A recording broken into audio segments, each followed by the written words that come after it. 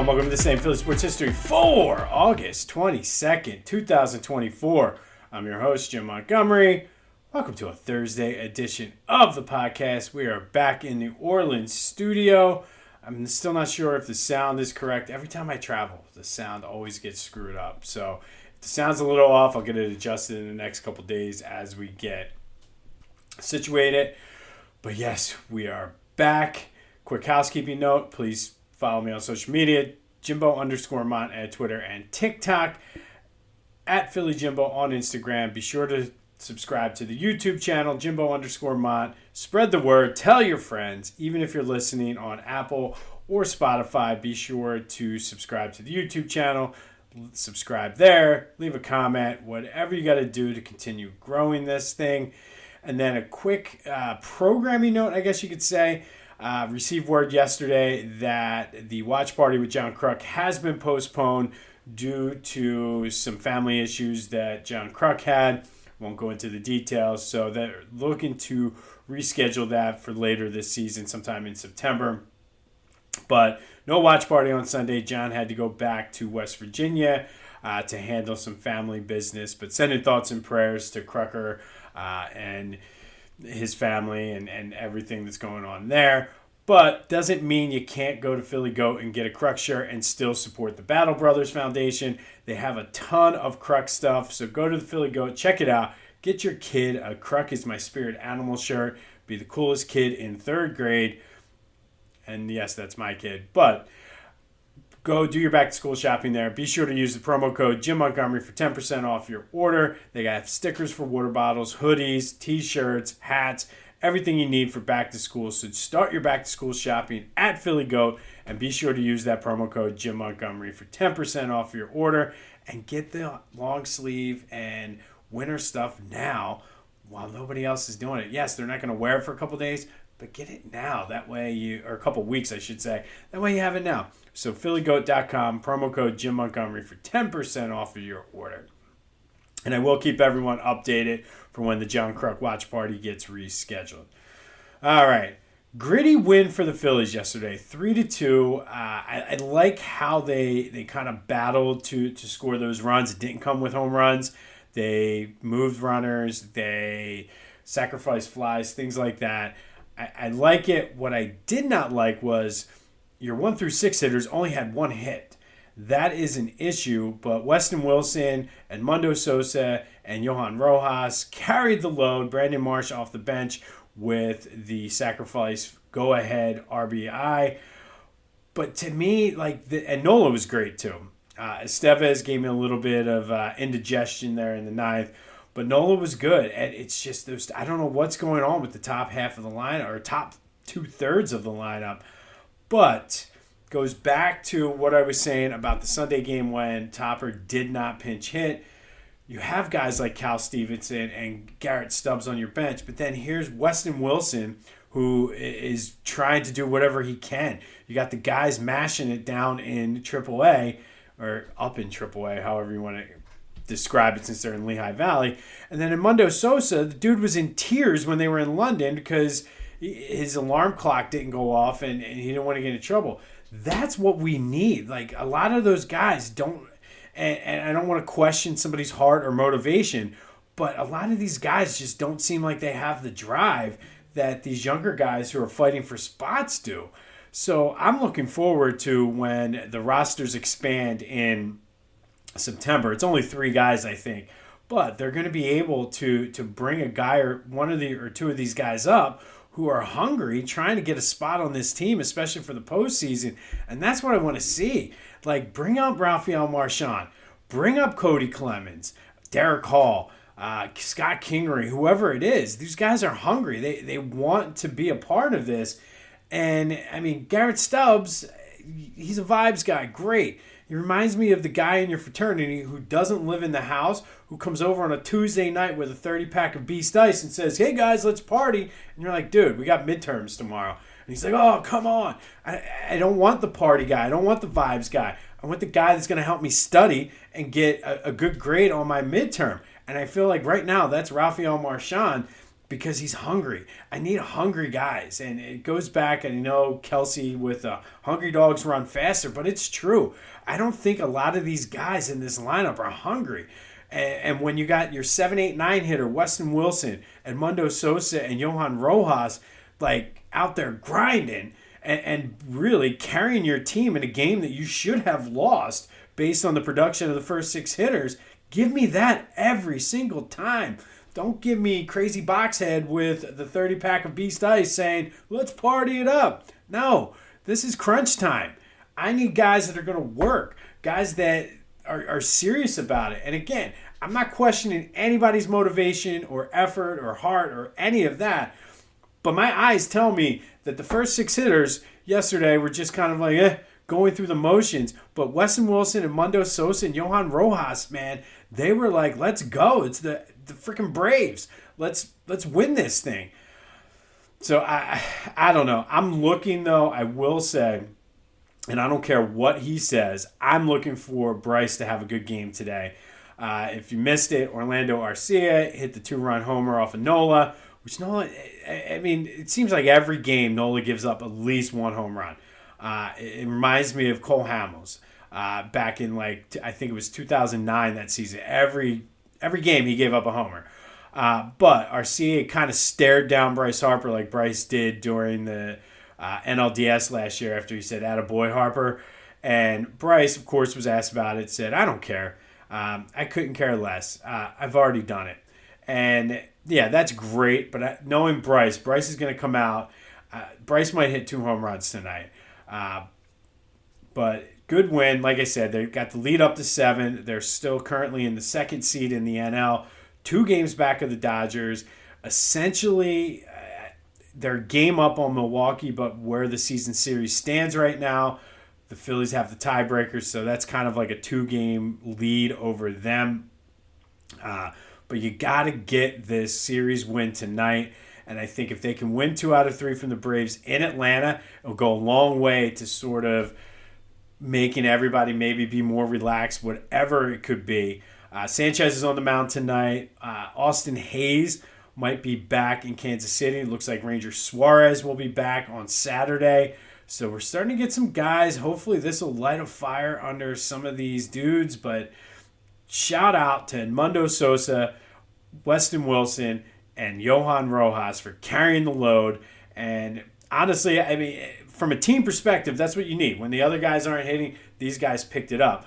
But if you're 1 through 6 in that lineup, Bryce, Trey, Kyle, Alec, Nick, JT, you got to be wondering, okay, these guys are going out there. I need to step my game up. So let's see it tonight.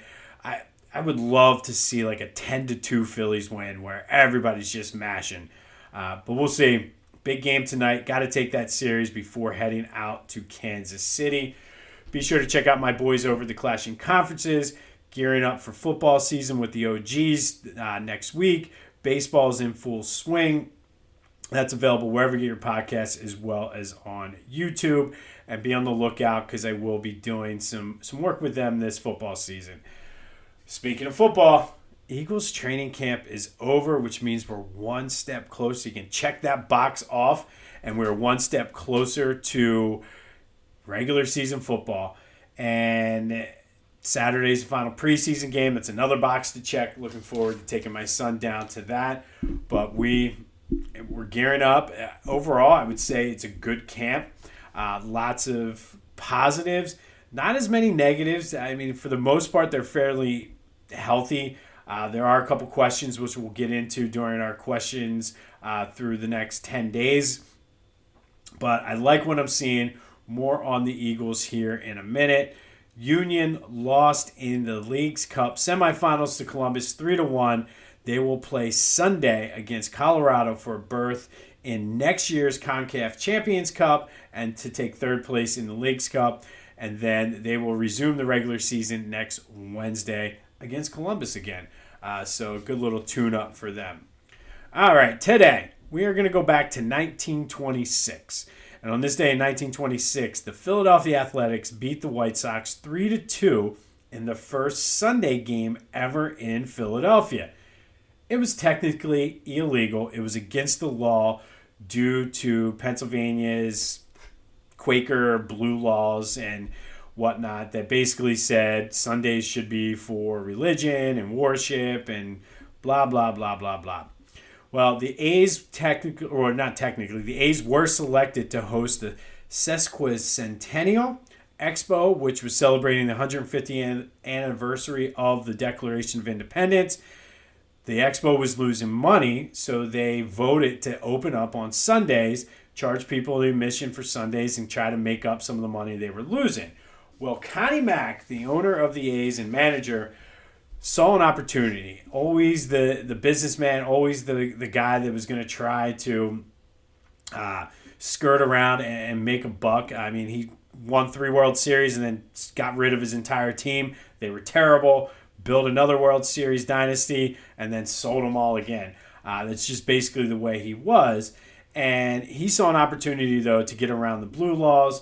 And his philosophy was the Expo is no different than playing baseball on Sunday. People are going out here having fun, doing something, paying admission, and took it all the way to court. The first judge ruled against him, appealed, and once the appeal judge heard it, he said, well, technically we can't prohibit events from happening until we know if it, quote, encroached on the right to quiet and undisturbed worship.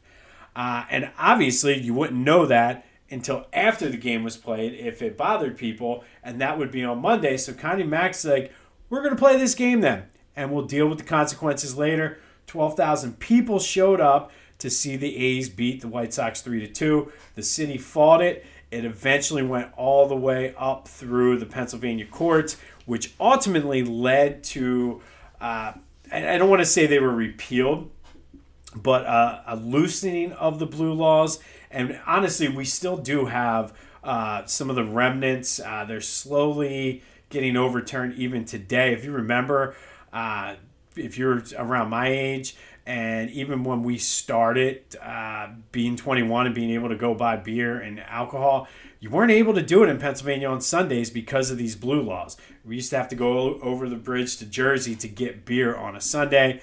Now beer distributors are open. Now the liquor stores are open, but there's still some remnants of the blue laws today in Pennsylvania. But once they loosened up the blue laws and allowed for sporting events to be played on Sundays, it led to the NFL then being able to play in Philadelphia, which led to the formation of the Eagles in 1933. So I guess in a roundabout way, you can thank Connie Mack for allowing the Eagles to become the Philadelphia Eagles. Never really made that connection until I was doing the research for this, but technically, if Connie Mack didn't say, screw these blue laws, I'm playing a game on Sunday, we wouldn't have the Eagles.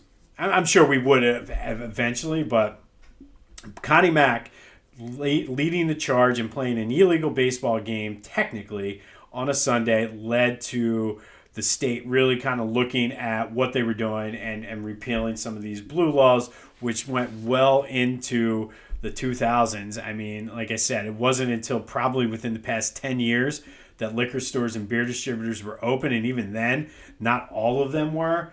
But I think once they were able to sell beer and wine in grocery stores, that kind of led. So it's just interesting the intersection of, and it is an election year, of politics and sports. But on this day, Connie Mack played a Sunday game against the White Sox as the A's beat the White Sox 3-2, which ultimately led the state to work toward overturning some of the blue laws that prohibited sporting events or really anything that was not religious based from taking place on Sundays. Okay, speaking of those Eagles, our 20 questions in 20 days rolls on. We're into the second half now. And today we're going to look at Jordan Davis. And before we get into Jordan Davis, though, yesterday I asked you who should be the starting linebacker, Zach Bond or Nakobe Dean. 68% of you say to go with Kobe Dean. And I had a few people say we're going to see a lot of both of them, which I totally agree with. Had a couple write-in votes for Trotter. Don't think he's there yet. I think I expect to see a lot of Trotter too, but Nakobe Dean is your vote on who should start at linebacker, 68%. And as always, thank you for answering the question of the day. So back to Jordan Davis. And I think the Eagles pass rush really could use a breakout player this year. I think we're going to see a lot from Jalen Carter, and we'll get more into him tomorrow. But I think we need something big from Jordan Davis. And he's entering his third year and really has the label of a bust based on being a first-round pick. Yes, he was late first round, but, I mean, injuries, being out of shape, conditioning, and things like that have really plagued him during his first 2 years. Well, he came into camp this year very slimmed down, very much in shape. He looks good, looks like he's ready to go, even looks a little bit faster, obviously from the limited time he played in the first preseason game. But all accounts out of camp are that he looks quicker. And I will be willing to say, outside of Jalen Hurts, I think the most pressure of anybody on this Eagles team is on Jordan Davis, because he's trying to shed that bust label, and really because they need him. I mean, truthfully, if you go back to the Super Bowl championship year in 2017 and even in 2022, the keys to those success, and yes, everybody said, the secondary were good, but Ronald Darby and Jalen Mills were okay. They weren't like world beaters. And you saw what happened in the Super Bowl when the defensive line was not getting pressure on Tom Brady. He was picking them apart. Same thing happened with Patrick Mahomes. We look at what happened with James Bradbury. So I think the key to making the secondary better, or not I think, I mean the key to making the secondary better is a good pass rush. So I think talent-wise, the secondary actually has more talent than both of those teams. But guys can only cover guys so long, so they need to get that pressure on the quarterback. And that comes down to a guy like Jordan Davis, because ultimately he's got to be the guy that takes up two blockers to allow either Jalen Carter or Bryce Huff, Brandon Graham, Josh Sweat, one of those guys to get in and get after the quarterback. So I think and nobody's really talking about that aspect of it. Everybody's like, oh, it's boom or bust year this year for Jordan Davis, so he can shed that label. I'm saying they need him to be the key piece to this offense or defense. So to me, nobody has more pressure on them other than maybe Jalen Hurts than Jordan Davis this year. And to his credit, I think he's impressed everybody that's been in camp so far. But he's the key to the success of this defense. I think he has confidence. He's saying the right thing. He's the starter. So, it's on him. It's not like he's battling for a position. So, to me, he really needs to come through. He's had the limited reps in preseason, so we're not really going to know until Brazil. To me, though, he looks good. He's saying the right things. It comes down now, you got to do it on the field.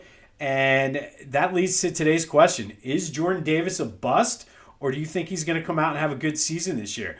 267-495-8531 will get you into the Back to the Future voice and text line.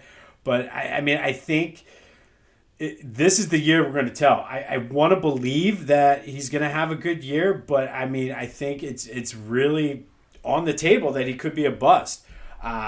And to me, he's the key to this defense. So is Jordan Davis going to be a bust, or is he going to have a good year? Let me know. Get that. Anything else Philly sports related? You want to vent about the 1 through 6 hitters for the Phillies? That's all fair game. 267-495-8531. That's the Back to the Future voice and text line. But Jordan Davis, is he a bust, or is he going to have a good season?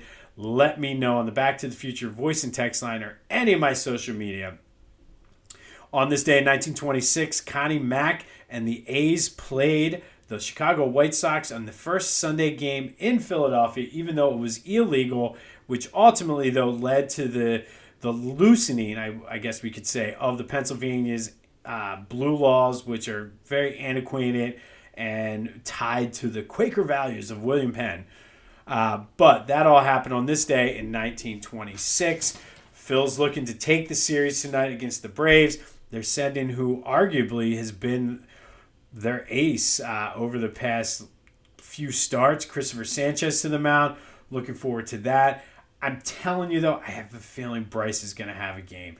As much as he says he doesn't care, I don't believe him. I think he 100% saw it. I think he is ready for it, and we're going to see a different Bryce tonight. But hopefully we're celebrating that tomorrow on a Feel Good Friday. This has been This Day in Philly Sports History for August 22nd, 2024. My name is Jim Montgomery.